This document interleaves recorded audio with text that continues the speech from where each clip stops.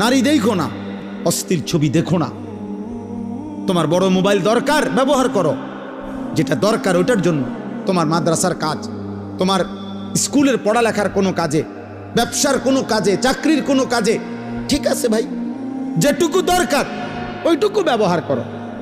কিন্তু সারা দিন রাত 24 ঘন্টা মোবাইলটারে বুকের সাথে রাখা, জীবনের সাথে বেঁধে ফেলা, এটা তো ভাইয়া ভালো করবে না।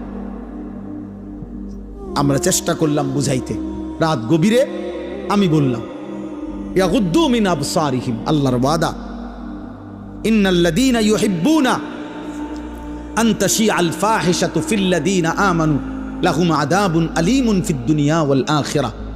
নওজোয়ান শোনো এই কোরআনের আয়াত।